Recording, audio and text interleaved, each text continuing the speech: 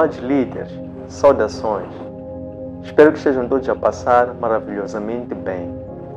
Temos como proposta de tema para a edição número 30 da nossa rúbrica Minutos de Saber, o poder da consciência. Este tema que igualmente nós produzimos há cerca de 8 anos atrás, no ano 2015, produzimos também um artigo de opinião com o mesmo tema. Querendo trazer outros elementos, materiais que abordem sobre esse mesmo tema, convido-vos também, aqueles que quiserem, a irem também encontrar este artigo e de lá também encontrarem mais subsídios a este respeito. Mas hoje nós vamos falar sobre o poder da consciência, naquilo que é o nosso entendimento sobre esse tema na data de hoje. Estamos a falar de 2023, 8 anos depois. Este tema dá sequência ao tema anterior, que foi o tema número 29 do Minuto de Saber, em que nós abordamos sobre a plenitude dos tempos. Neste tema anterior, a plenitude dos tempos, nós pretendemos tão somente explicitar que Deus, enquanto o autor do mundo, enquanto o Criador não criado, Ele faz as suas coisas ou exerce a sua soberania a partir do alto. Enquanto o Criador de todas as coisas, Ele concebe as coisas e depois, como tal, Ele trabalha em separado as peças, para que depois, quando chegam os seus tempos, os tempos dele, então as peças em separado possam se juntar ou associar e de lá criem novas realidades, criem novos propósitos, são propósitos acima dos propósitos individuais de cada um, e sejam propósitos que estejam em linha com a própria vontade do Senhor, que é soberano. Então é isso que nós tratamos na última aula, trazendo alguns exemplos sobre como é que os profeta, sacerdote e juiz Samuel foi associado pelo seu propósito com o trabalho que antes era feito pelo sacerdócio do sacerdote Eli e seus filhos. Depois, como é que o trabalho e a intervenção do profeta Samuel, através do seu chamado ministério, suscitou, despertou, por sua vez, a preparação para a fundação e organização do reino através da unção ao rei Saul. Depois, como é que por fim então se desencadeia o processo para que depois o mesmo profeta Samuel ungisse a Davi como rei. Então hoje vamos entrar agora para o tema de hoje, o poder da consciência.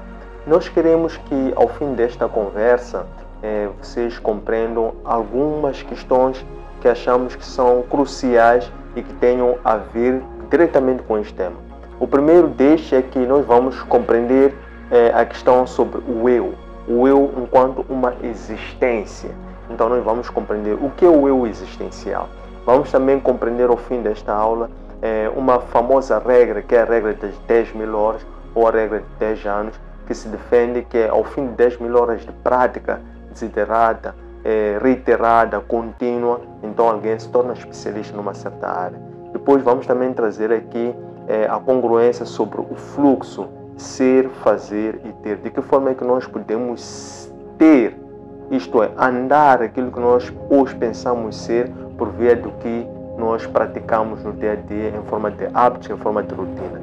Vamos também trazer aqui, passando em revista, uma velha máxima que é: não basta ser, tem que parecer, fundamentado com a famosa reflexão filosófica do filósofo René Descartes, que ele diz: cogito ergo sum, isto é, penso, logo existo, que é a dúvida retórica, que é que suscita a consciência existencial através da famosa dúvida retórica, que é aquilo que nós chamamos da epistemologia enquanto a ciência do conhecimento. Vamos também ver a questão do autoconhecimento, a importância do autoconhecimento, que é aprender de dentro para fora, qual é a importância da pessoa se isolar para se afastar do barulho das pessoas, do pensamento comum.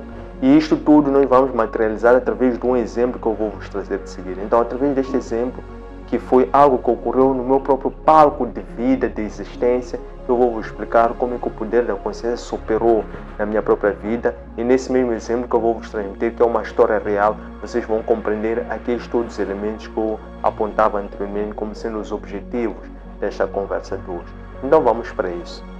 O exemplo que eu quero vos trazer como demonstrativo do poder da consciência é em qual foi o processo pelo qual eu passei para que me tornasse um especialista em finanças.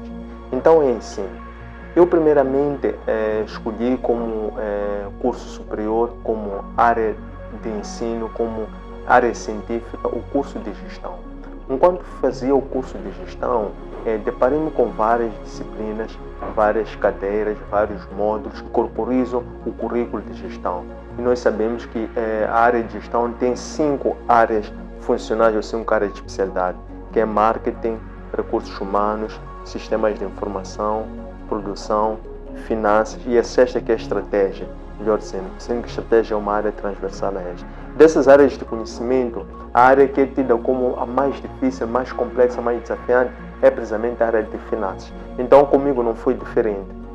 Quando eu fiz o curso de gestão e nas disciplinas ligadas ao campo financeiro, são aquelas disciplinas que exigiram de mim e dos meus colegas maior aplicação, maior dedicação, maior prática, e ainda assim as notas não eram, por assim dizer, altas comparativamente às notas de outras disciplinas, de outros campos científicos. Ao fim da formação em gestão, que durou 5 anos, eu fui por destino escolhido foi antes de terminar a formação. No 3º ano da formação, após ter alcançado o grau de bacharel, fui selecionado para fazer parte do programa de monitores, que era para futuramente ser docente naquela mesma instituição.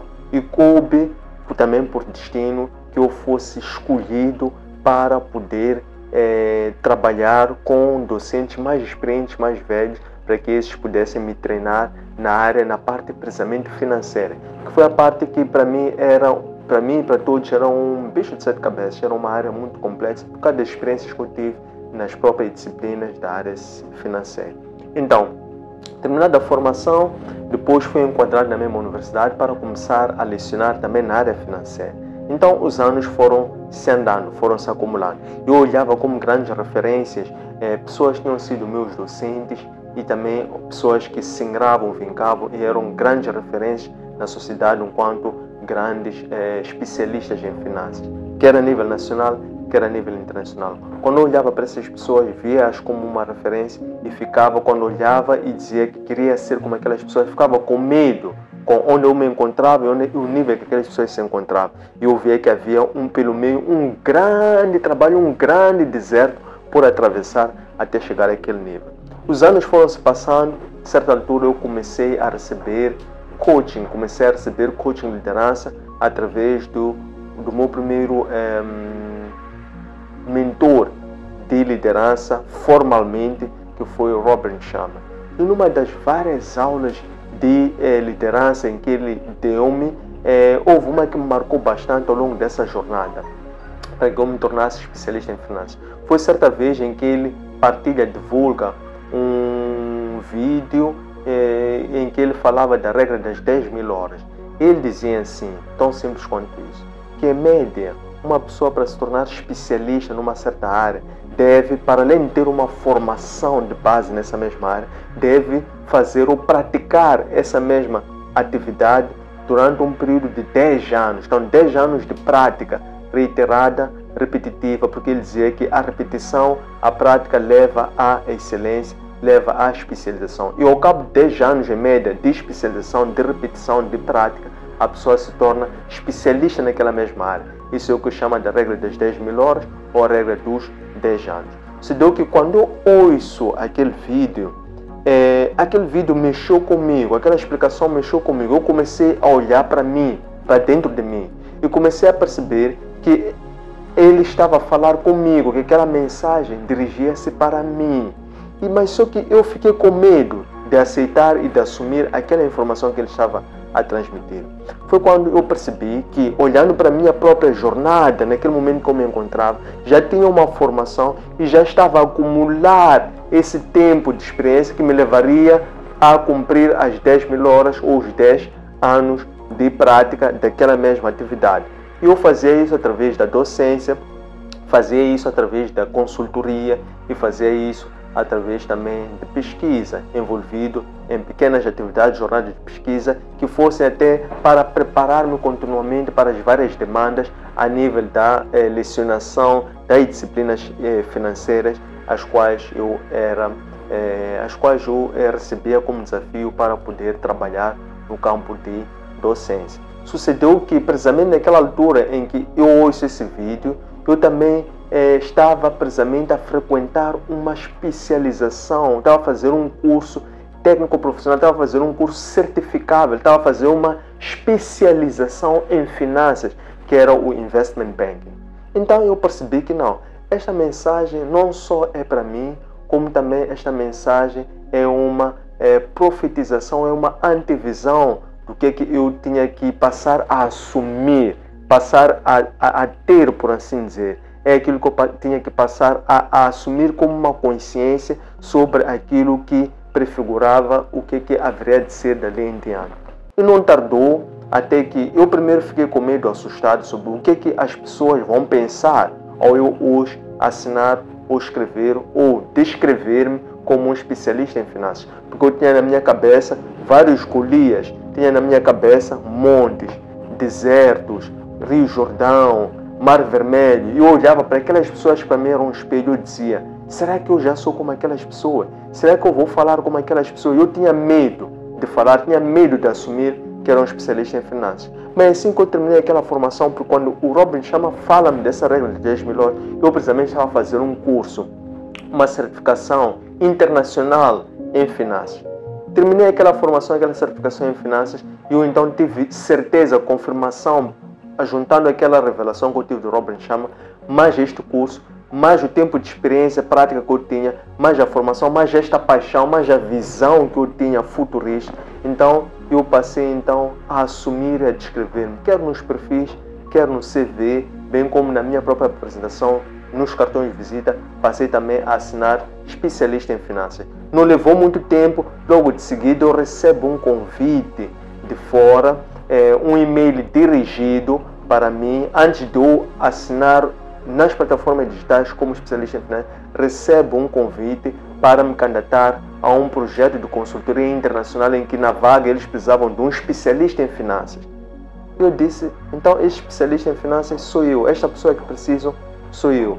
Nem mais, candidatei-me, apliquei-me para aquela mesma posição, fui aceito pela documentação, pela experiência que apresentei, pelas qualificações e competências que tinha acumulado até aquela altura, apresentei e é assim que fui contratado e fui admitido para a primeira atividade enquanto um especialista em finanças que eu me assumia como tal, e tendo executado com muito esforço, dedicação e empenho, e tendo sido bem aceito e acolhido os outputs do trabalho que eu fiz naquele short-term assignment, que era um contrato de consultoria de curto prazo e tinha muitos deliverables, tinha muitos objetivos por alcançar, milestones e projetos por executar, tendo executado com a devida qualidade e tendo sido aceite pelo comitê de qualidade que corporizava aquela organização de consultoria, que eu fui contratado como um consultor independente externo, especialista em finanças, naquele caso específico. Então, desde então, eu passei já a andar como um especialista em finanças.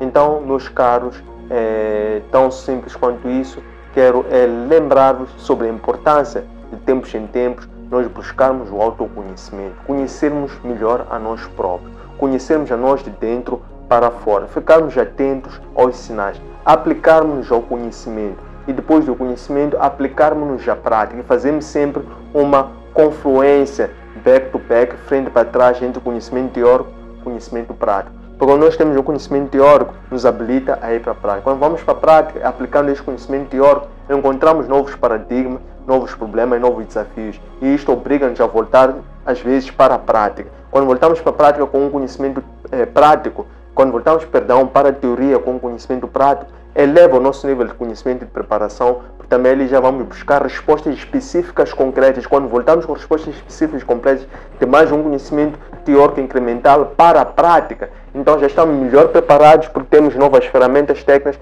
para poder resolver aqueles problemas e encontrar novos problemas, novos desafios, novos paradigmas, assim em diante.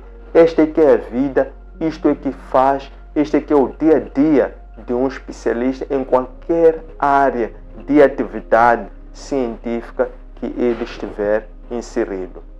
Então, a questão da consciência existencial, a questão do eu, a questão da regra das 10.000 horas, a questão do pensamento, da dúvida retórica, da reflexão filosófica do grande filósofo René Descartes, penso logo existo, suscita que efetivamente não basta a pessoa ter um conhecimento, pois se a pessoa não tiver a consciência que tem aquele conhecimento que o qualifica a ser certa coisa, tampouco a pessoa pode passar a identificar-se e a andar como tal. Estas lições encontram depositados nas nossas plataformas Facebook, Antônio Centras Oficial, nosso canal YouTube, Antônio Centras LDA, e nosso aplicativo EloApp.